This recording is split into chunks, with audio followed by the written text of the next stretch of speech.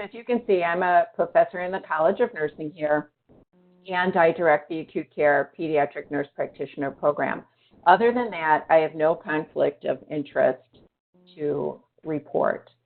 Let's take a look at what is this consensus model that you've been hearing about and what does it mean?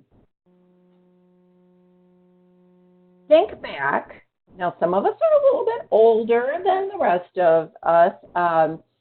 The late 70s, the early 80s, the medical model switched gears. There had been specialties such as cardiology, primary care, family medicine, neonatal care, there was pulmonary care, but critical care didn't exist, emergency care, hospitalist care, critical care intensivist, palliative care. None of those existed until the late 70s, early 80s. So what is the consensus model? The consensus model is taking that medical model and now starting to apply it to nursing. So looking at even this, it's trying to determine what is the best fit for the care of a particular population. So let's look at a couple of questions, and I think they'll start to guide you to what we're going to be looking at today. So if I was hiring, which NP is the best prepared to care for infants in the highest levels of our neonatal intensive care units, the level 3s and the level 4s? Should it be an acute care pediatric nurse practitioner, a neonatal nurse practitioner? Can it be a primary care pediatric nurse practitioner who's just worked in the NICU as a staff nurse? And the answer is that really the neonatal nurse practitioner is the one who's best prepared to care for the population of the sickest neonates. Look at another question. If you're in a medical ICU, who should be the nurse practitioner? What level of preparation should they have? Can it be family, which is primary care? Can it be adult gero primary care? Or does it need to be somebody with an acute care preparation? It needs to be somebody with the adult gero acute care preparation. One last question for us to look at before I describe the model, so that you can see where we're going with this, is which NP is best prepared for an adult cardiac unit? Now, this is primary care, but it's also acute and complex care, but it's stable. So which person might be best for this population? And it actually turns out you could hire any of these providers for that population. It's one of the areas of overlap between primary care and acute care is this whole wonderful area of specialty care where the patients are more stable, but their disease processes have aspects of primary and acute care. So what is this consensus model that everybody's talking about? It is based on the term LACE, L-A-C-E. And LACE is when your licensure, accreditation, certification, and education all align with the population that you're going to care for. Now, it doesn't come in that order. For instance, accreditation of the program would have to come first. Then you get your education. Then you get your certification, and then you get your licensure. But obviously, the letters in that order it didn't make sense. So they came up with one that's easy to remember, and that's LACE. Now, who grants your authority? Obviously, it's the state and your licensure there. We have certification bodies for accreditation in the same way you have the Joint Commission for the medical center. There's various certifications for the particular programs, and then all of the varying education programs. So why do we have LACE? Why did the physicians have LACE without calling it LACE when they started this process in the last few decades? LACE is when you have your licensure, your accreditation, your certification, when everything aligns, then you really are providing the best foundation for optimal health outcomes, the safest outcomes. And so that's why medicine went through that. That's why nursing has been going through it. Who formed this consensus? Take a look at these two slides. Let's flip back and forth so you can see them a little bit better. All the professional nursing organizations agreed to this designation. Some of the states at that time had already agreed to the designation, and some hospitals had already agreed to the designation. So really, the entire country said, yes, we're coming to consensus. We want to follow the medical model, and we want to have specialty population care that aligns with the way the physicians have done it. So here's the model. APRN stands for Advanced Practice Registered Nurse. It's a regulatory model. It is truly meant to influence care, again, not just at the education level, not just at the certification level, but truly at the licensure level. And it's built on a pyramid, with the first level of the pyramid being the Advanced Practice Registered Nurse roles. And there are 4 roles: nurse anesthetist, nurse midwife, clinical nurse specialist, and nurse practitioner. The model does allow for new roles to be established over the decades as necessary, but just focus on these first 4. The second level then is the population side, and they call these bubbles. So these bubbles then, the family, adult gero. Now this is new to many people across the country, not those who've more recently come out of school, but those who came out of school a while ago. And it used to be just adult, and gerontology was a separate specialty. They combined the two, and now it's adult gerontology. Gender specific could include women's health, for instance, but again, they left it a little bit open because they knew that things were changing across the country. So there's a few specialties that will probably fall under gender specific. Neonatal is separated out from pediatrics, and then there's psych mental health. Now, there is no emergency care. This model, the groups first started meeting in 2003, and there were many, many iterations of the model until it was formally published in 2008. Over those 5 years, if you pull up on the internet some versions of the model, you may see something different. So you need to make for sure, if you go to the internet now and you pull up the consensus model, that you look at the version from 2008. And that is the version then where neonatal is separated out from pediatrics, and there is no separate emergency care because it really has so many aspects of all of these populations. So this is the population level. Look at the side here. Licensure. So what the states are doing is to be based on the role and the population. So ideally, every license would have what role you have and what population you serve. Now, I wanted you to take a look at this, the nurse practitioner realm, because that's going to be the focus of this talk. We're not going to be focusing on anesthesia, midwifery, or clinical nurse specialists. Really, where all the questions are coming is in the nurse practitioner role. So that's the focus.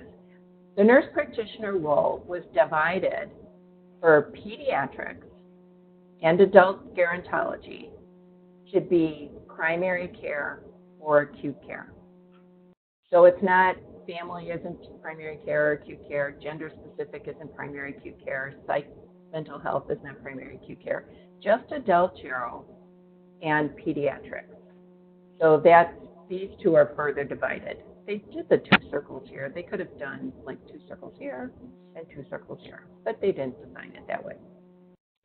The top level then is specialty designation. And I think this is a hard term for me, certainly, and I've been doing this for decades. I like to call these the specialties, but they're not. They're the populations. So just, for this regulatory model, realize specialty is not pediatrics. Specialty is up here. These are the populations. But among these populations, we do subspecialize, and these are the specialties. They do not lead to licensure. So they do not lead to an APRN role or a population to get a state license. However, they could be very important to employment. For instance, if you're applying to be a palliative care nurse practitioner, it would be nice, I'm sure it would be advantageous and looked upon as valuable if you already have a palliative care certification. If you are in oncology, there's oncology certifications that you can get. There's diabetes, asthma. There's a lot of different ones, and I'm sure there's going to be more. These are considered added value. So they don't lead to licensure, but they could be important to getting that, next job. So once you've got these, if you're interested, you can start looking at added value certification. So this is the regulatory model. Who is an APRN then?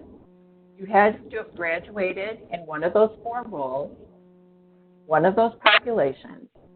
You have to be certified in that population, and then you have to be licensed in that role and population. And then you get the term Advanced Practice Registered Nurse, APRN. There was confusion, just like there was in the medical world when that first all started. Who and what jobs and how does this align and what does this mean for me? And the Organization of Nurse Practitioner Faculties. Now, some of you have never heard of it. Others of you are probably very well versed in it. This is a group that writes curriculum, competencies. They write a lot of the rules under which you practice. So what NOMS did is to put together a document, and in this document, they looked at trying to describe for people going to school, for those hiring graduates, who should fall into what educational paradigm based on what the population to be served looked like. It did a really nice job for the adult groups, but there was a lot of pushback in pediatrics that it really didn't describe the pediatric world very well. So I was asked to lead a group nationally then that did the pediatric version of that and really trying to match, if you have this job, who should you hire?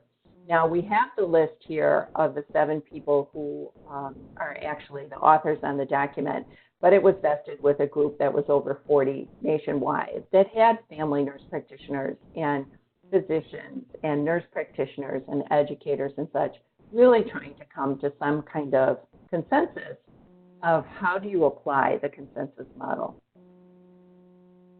So let's look at that. How do we apply the consensus model? The first thing you need to do, because we're only going to talk about nurse practitioners from this point forward, is which population are you serving? Who is this job about? Is it about neonatal or pediatrics? Is it something that really falls under family care? Or is it adult gerontology? So really look at who is the population you're serving. But then you have to look at the acuity. Is it a group of patients who are medically complex, perhaps unstable? So that level of the spectrum. Is it a group that's really looking at primary care, preventive care, stable patients who might have some acute and chronic problems, but not to the level of stability of the acute care end of the spectrum? And then there's emergency care. And just so you know, I worked emergency for over 13 years. I was the educator over at Children's. I was the director of the department over at Children's. So emergency care is also something that's near and dear to my heart, as well as just acute care. And looking at emergency care, you can't go by the setting. You have to, for all of these, go by the role. What are you actually going to be doing? And what I see across the country is some of the providers are really focused on anything that walks through the door, the sickest of the sick to the stablest of the stable. Some are really restricted more to urgent care, and some are more like fast track. So if you are talking, when I'm discussing what they should do if they're interested in emergency care, my first question is always, what are you going to be doing in that emergency setting? Because then I can direct them better to what kind of track they should go to. So let's look at that a little bit further. The average intergenerational emergency department, one that sees everybody, has 23% pediatrics, but it's a very small percent. It's only like 1% of those who are critically ill. If you're in a children's hospital, a freestanding children's hospital, obviously it's going to be clear that you want to do something that has a pediatric background. But then I'm going to say, look back to here, even in a freestanding children's hospital, What are you doing? Are you going to be doing the emergent care, the urgent care, the fast track? So then looking back now here, what are the kinds of preparations that would go with the particular role? If you're in a fast track, it depends what the percentage is going to be of pediatrics, but for perhaps the family nurse practitioner. If we can divide it, pediatrics is usually birth to early adulthood, and then adult gerontology is usually adolescence through the senior years. So looking at, again, who is the population in that fast track will help you decide among the various preparation levels. If it's urgent care, any of this group can do, because that's one of the crossover areas where you could be primary care, you could be acute care, and if I was hiring, I would consider this just a luxurious opportunity that I could hire from any group if I'm looking for urgent care. Emergent care really needs to be acute care prepared providers. So put all of that together, and acute care would be peds acute care, neonatal, clearly falls under acute care for that population. Adult gerontology, we're looking at unstable or complex acute and chronic issues. Go to the other end of the spectrum, and it can be for stable, common acute and chronic issues. So it can be a family nurse practitioner, peds primary care, or adult gerontology. This is the area everybody always has questions about. So for emergency care, if you're fast-tracked or urgent, you can do primary care or you can do acute care. Emergent care, you need to be acute care. For rush, what the decision has been made for the population that our ER serves is you need to have family and adult gerontology acute care so that you really can care for the variety of patients who come through the door. Questions that always come up with the model is, does the primary care NP scope of practice support NP practice in acute or critical care? Okay, let's decide what we're talking about. Primary care treats acute issues. You have an ear infection. You have a laceration. There's lots of things that happen acutely that primary care people take care of. So then you would say, okay, let's not just look if it's acute or not. Let's look at the stability level.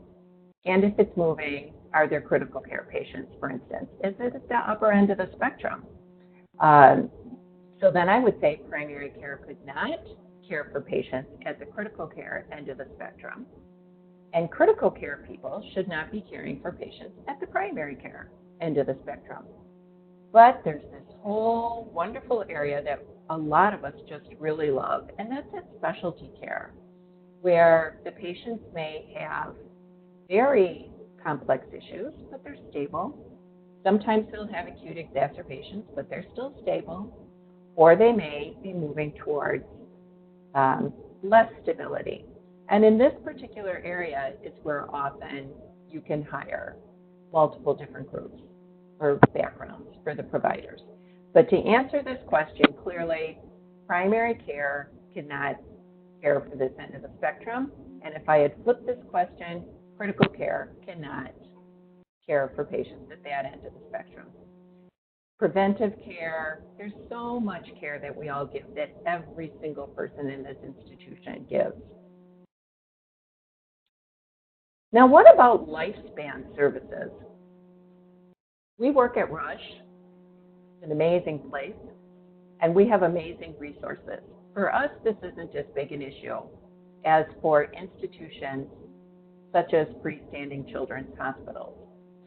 In an institution that has the lifespan, you can start in the NICU, work through your pediatric years at Rush, and stay at Rush for your adult and gerontology needs.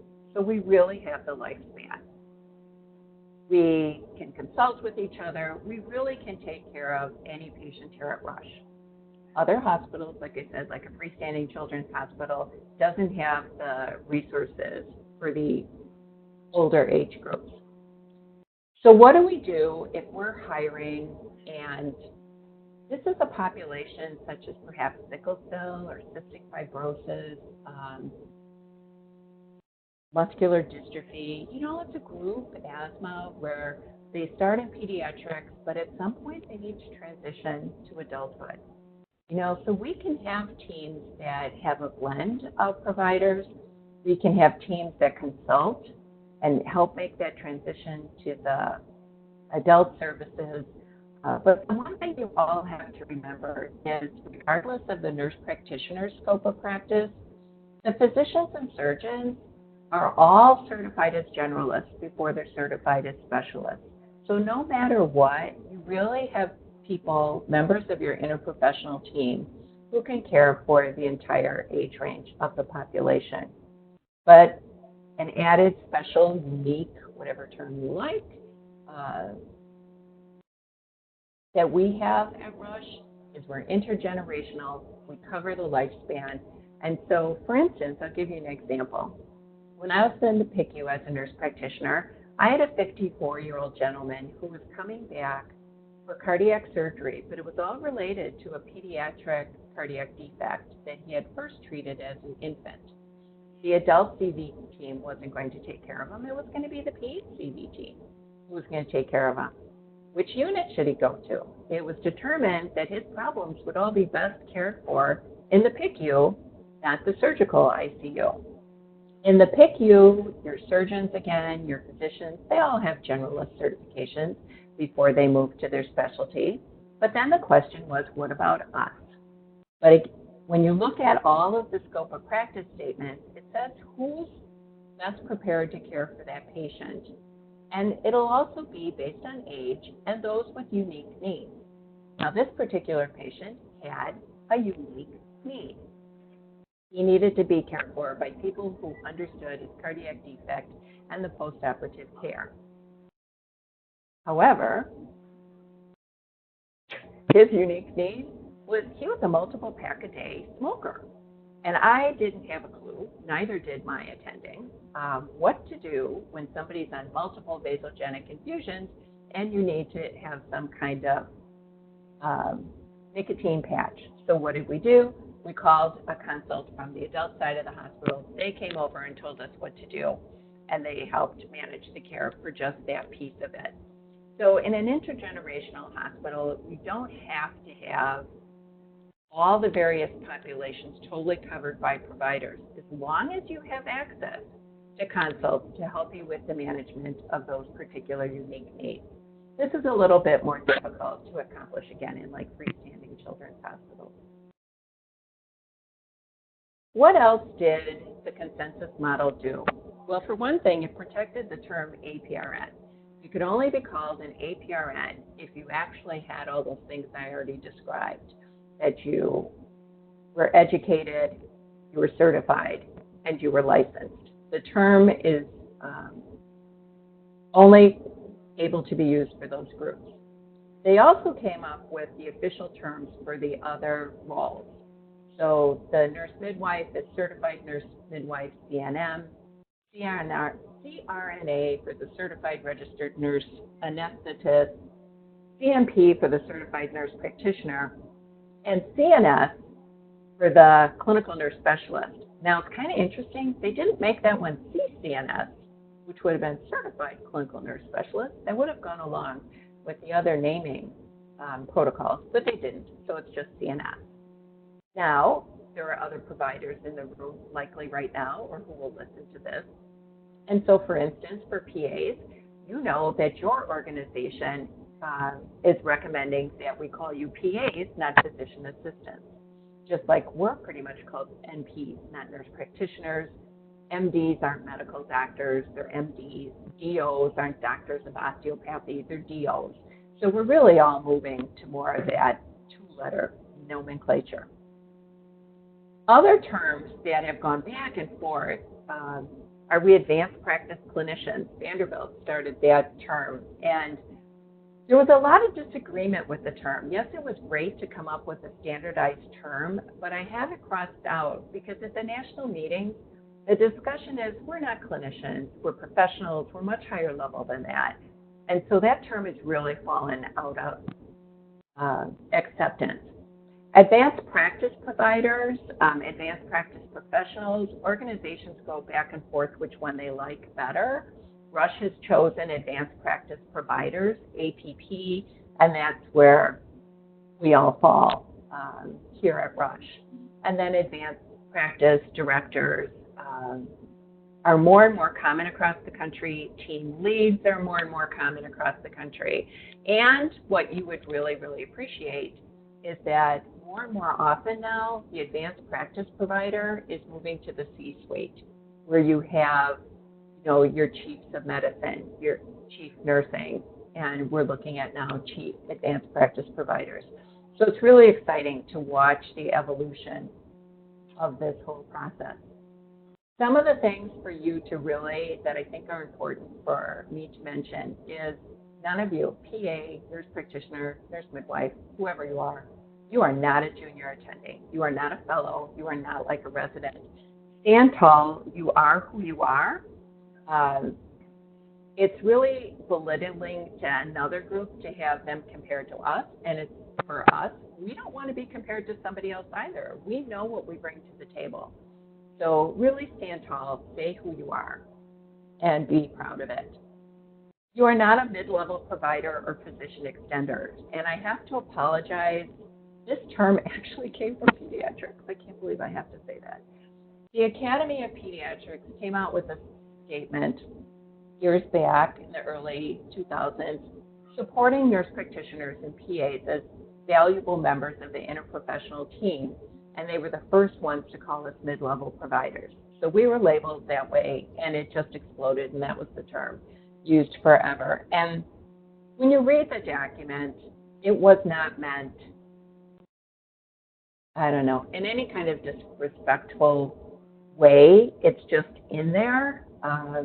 They were trying to say we're good members of the team, and they were the first ones to document that we were good members of the team. But that name stuck, and it's out there now, and it's hard to get rid of it. Now, even in the brand new Nursing Practice Act for the controlled substance license, we're called mid-level providers. I'm like, oh my gosh, we still didn't get rid of that. So it's around, it's still stuck there. For the Centers for Medicare and Medicaid Services, all of us are non-physician providers, and that doesn't look like that's going to change. So how is this APRN consensus model rolling out? Illinois is very late to the table. Our Practice Act before this one came out in 2008, and I sat on the group that worked on that when it was being formed, and we knew all this consensus work was being done. So it was like, do we want to be, part of the early adopters? Let's get it in this Practice Act right now. And there were a lot of leaders in the state who didn't think it was ever going to happen. They're like, no, why put it in the Practice Act? This is all going to fall apart. It's never going to see the light of day. Well, it did.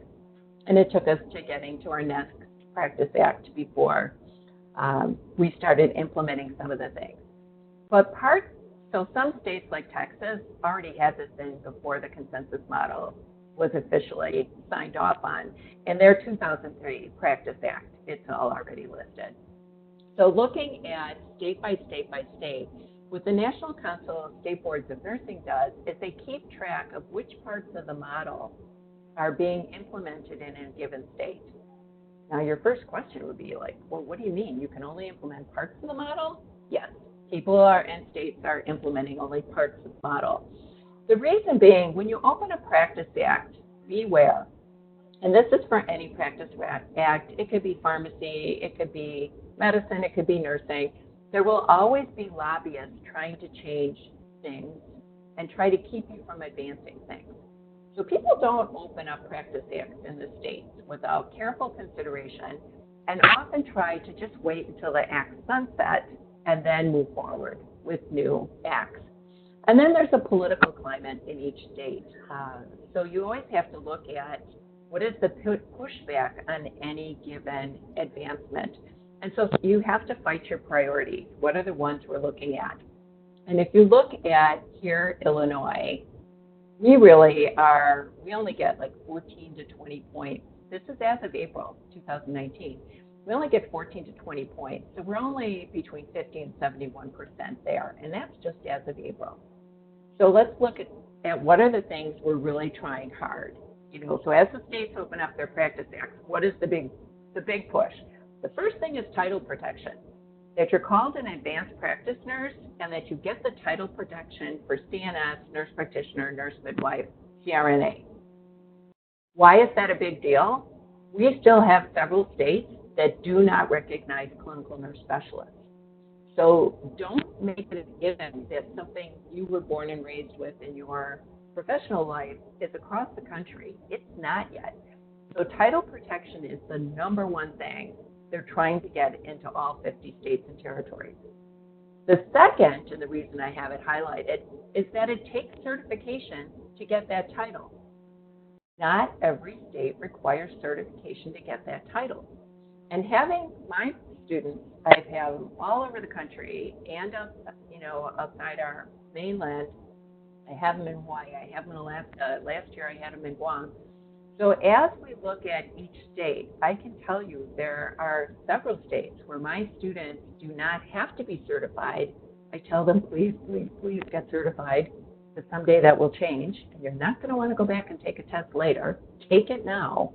But instead, what I do for their state licensure is I have to list every course, everything that they did. It's a lot of paperwork, but it's in lieu of saying they're certified. So these are two biggies that we're still fighting for across the country. The next one they're really pushing for is that you have a graduate degree. The next one they're looking at is, does the license actually say role and population? So does it say, for instance, nurse practitioner and pediatric acute care? Does it say nurse practitioner and neonatal nurse practitioner? Full practice authority is a push across the country, and most of the time this is defined from the outpatient perspective. Inpatient, they're just really not focusing on that at all. The last thing they're really trying hard to prevent is transition to practice barriers. And transition to practice has had multiple definitions over the decades, but it is now owned by medicine. They've totally taken it over, and transition to practice means that you have to practice under the supervision of a physician for so many hours before you're allowed to get your independent license by a particular state. The transition to practice hours have been 1,500 hours to like 5,000 hours. So they're trying really hard to prevent this, but the AMA is pushing back just as hard in every state to require transition to practice hours. In some states, the physicians are allowed to charge for this and make this an income generating opportunity if they're doing transition to practice. Some states are very specific how many nurse practitioners or other APRN are going through transition to practice per physician. So they might only be allowed to supervise 2, some states might say 3. So we're trying really hard to prevent this, but this has been a losing battle. And in some states, they're actually increasing the hours for transition to practice. So where does Illinois stand in all of this? Well, we do have title protection. So our newest Practice Act does have all the titles in it, and it has APRN. We do say that certification is required per the consensus model. Now, a long time ago, we said that you could have one of those added value specialty certifications when we first moved to this, but now you have to have per the model. Now you have to have a graduate degree. Are there some people grandfathered in the state? Yes. So there are some people who started practice like in the 70s and got nurse practitioner degrees like tacked on a bachelor's, so they don't really have a graduate degree and they're practicing as a nurse practitioner. They have been grandfathered and are in their singular role. But what's going to be coming up shortly, I'll discuss, is they can't change roles, they can't change hospitals, they can't change anything. anybody across the country who's been grandfathered usually has extremely limited opportunity for movement. So many, many, many of these people have gone back to school. We do have licensure by rule. So our license does say CRNA, nurse practitioner, CNS in this Practice Act. It still does not have it per population like many other states. There's a lot of states now that say acute care or primary care. That wasn't the focus of this Practice Act. This Practice Act was looking at, really spent a lot of time on full practice authority and transition to practice. So it did not spend its lobbying efforts on adding population. That'll be for the next time the Practice Act is opened up. In this Practice Act that just came out, you can apply for full practice authority, and you've been seeing those last emails through the medical center. Full practice authority is more of an outpatient designation because inpatient you can really do things. But our goal here at Rush is to even have our inpatients all have the official documentation for full practice authority because we think it's that important to show that all nurse practitioners need to be given full practice authority and can go back and forth in their practice with that. So you're going to really see a strong push for us all to have full practice authority. It does have transition to practice, and the AMA is in Illinois, and they pushed really, really, really hard, and they got 4,000 hours of transition to practice. So that's what you're going to be seeing. And there'll be a lot of discussion on that. Your advanced practice directors will be going over that. You aren't going to be walking through this blind. They're going to be really guiding you through the entire process and give you all the tools and support that you need to fill out these documents so that you can all have full practice authority.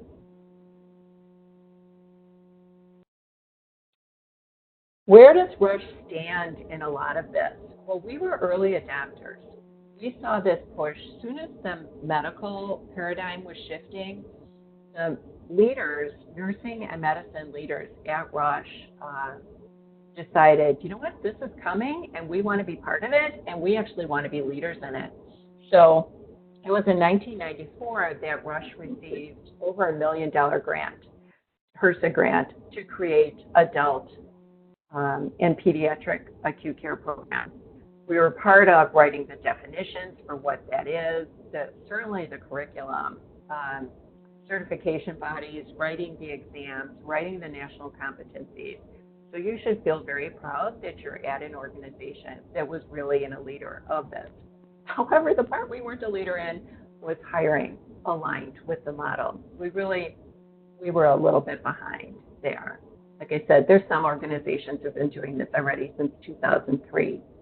But prior to that HRSA grant, we did have a lot of amazing programs that we've been able to expand on. You know, we had the clinical nurse specialist for years. And for those of you who are interested in but nurse practitioner history, the first nurse practitioners really came out of the University of Colorado in the late 1960s. So we're just at 50 years of having nurse practitioners. And the first nurse practitioner was a pediatric nurse practitioner. So that's kind of fun for us to focus on.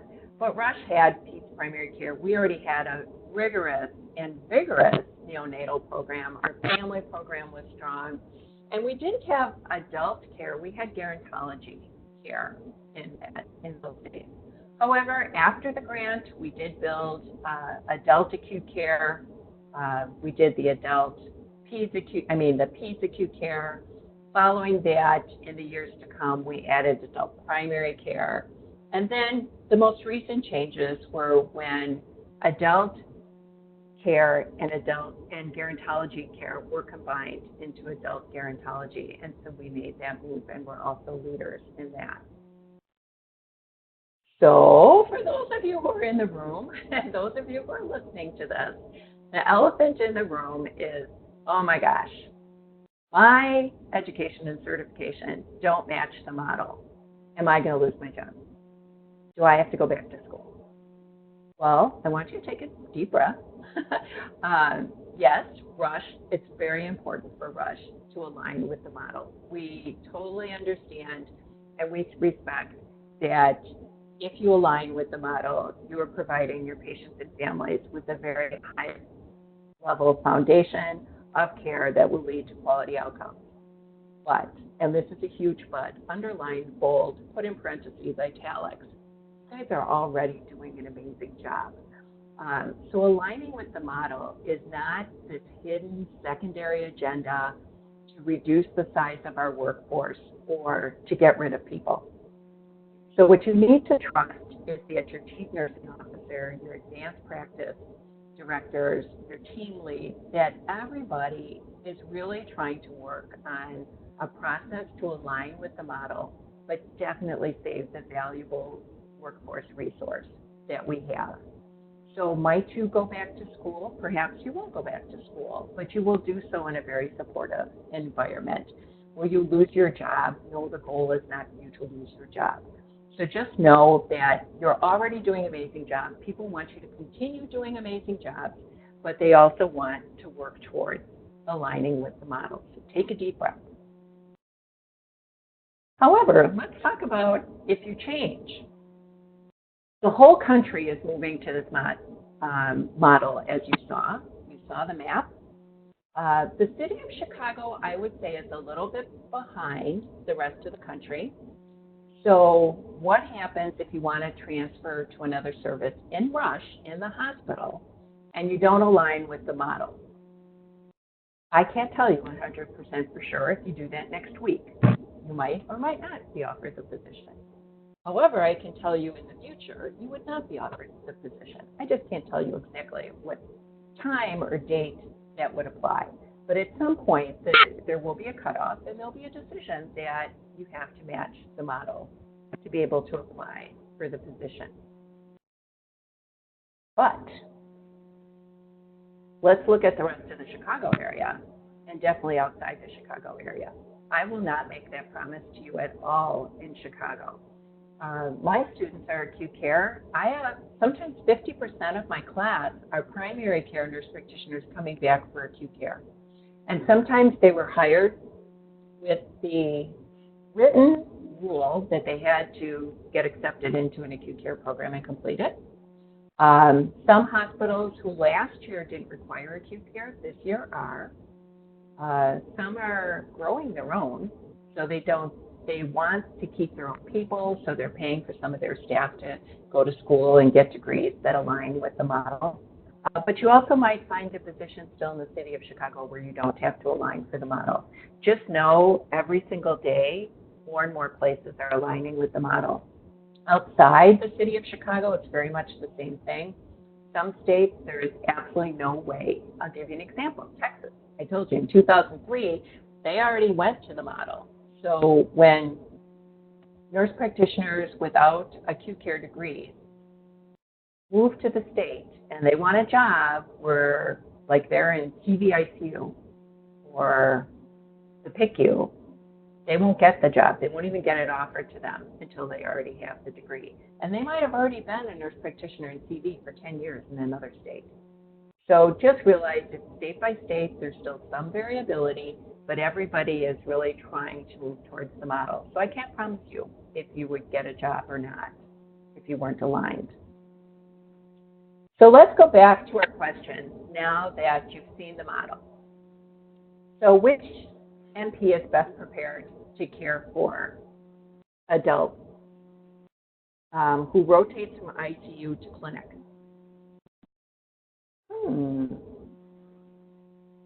It's going to be the acute care. Because as soon as you put in there that they are in the ICU, you have to default to the highest level of care. How about somebody who's on a consulting service like infectious diseases? You're not really caring for the patient in the ICU. What could you be? You could be any of them. So that's kind of cool. I'm the one hiring. I have lots of options. What if you're taking care of critically ill pediatrics? And you're an NP, but you have 10 years of PICU experience. You know this population really well. Or you're primary care peds, and you have 5 years of experience. Does the 10-year and the 5-year beat the acute care person with 4 years? No, you have to have the acute care because you're talking about critically ill, complex, and unstable patients. Which MP is best prepared for the emergency department? At Rush, because remember, it's based on the rule. So I already gave you the answer earlier. It's the family and the adult gero acute care has been the decision that's been made for Rush. So leaving here today, I think it's important to have an elevator speech. For those of you who know me, I'm all about elevator speeches.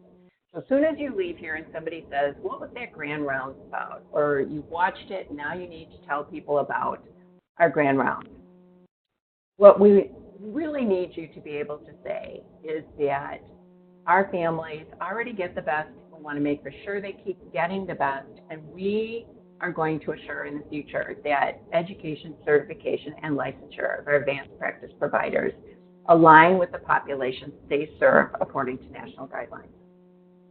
However, again, this is a big but. You know, people are always wondering, what does this mean for them? Our plan to accomplish this is going to be very thoughtful. It's going to be very supportive because we really value our providers. And our goal, again, is not to reduce the force or to let people go. Our goal is to keep amazing providers who are doing a great job. So after you've done all this and you picked your role in your population, I think your biggest decision should be, which side of the town are you on? Are you for the White Sox or are you for the Cubs? So if you have any questions on this after you leave, if you attended this in person, or if you are watching this later, please feel free to contact your advanced practice directors. They're going to have some of the answers for you. But if it's really just a question about the consensus model, then feel free to contact me and ask me any questions. So for right now, for those of you who are still there who have any questions, please ask Janet so that she can repeat it and I can hear the question.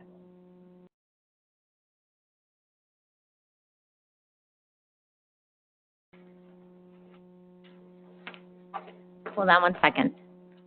Okay. Does anyone have any questions?